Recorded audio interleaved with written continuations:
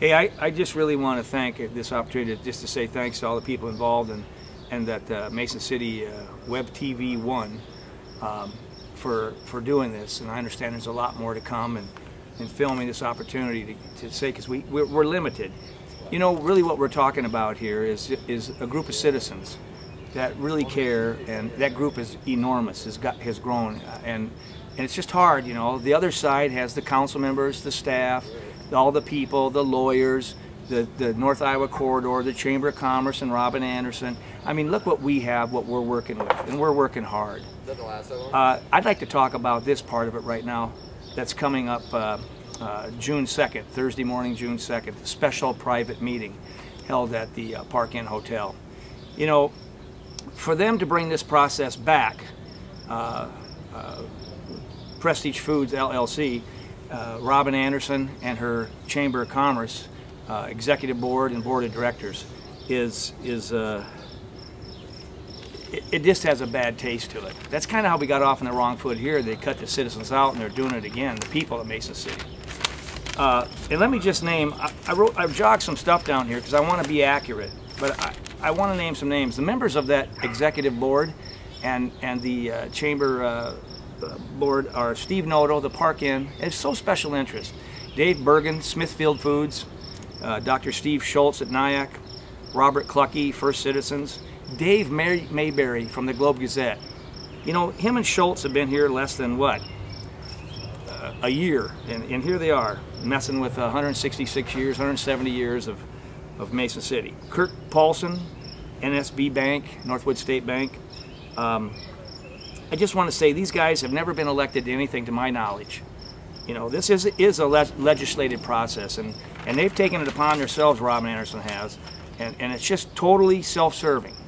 What the Chamber of Commerce is doing, really, and we know this because we've talked to, we're roughly at, some of our committees have talked to almost 25% of the Chamber membership in the community.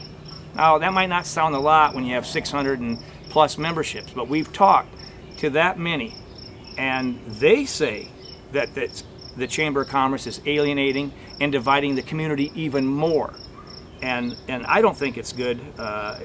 And it's not in the best interest of their membership, and it's not in the best interest of the community, Mason City, to do that. I mean, what's the Chamber of Commerce's goal here? Who are they supposed to support? People pay dues, and we've heard from approximately 25%.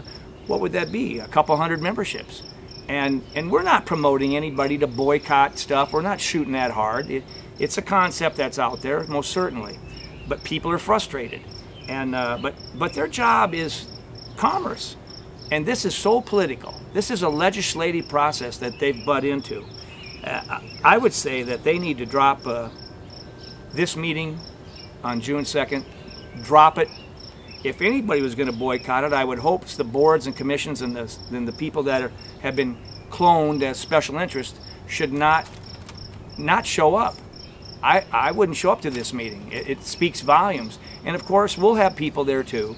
And I'm not saying we're going to take over the streets or the park or anything. We'll have a few people there that we want to know who's coming and going and who they are. We're going to do something with that too, to show the people who these are the people that are pushing this thing, especially from the chamber side.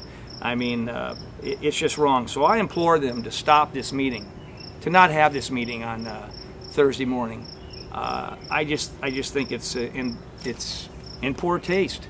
And I think the only meeting they should have Thursday morning, and I mean this sincerely, is they should meet and talk about Robin Anderson's retirement party. I think it's time for her to go. I think it's time for Robin Anderson to back way off. And I'm not sure who's empowered her so much. I know that Eric Bookmeyer and Robin ride shotgun together on a lot of issues.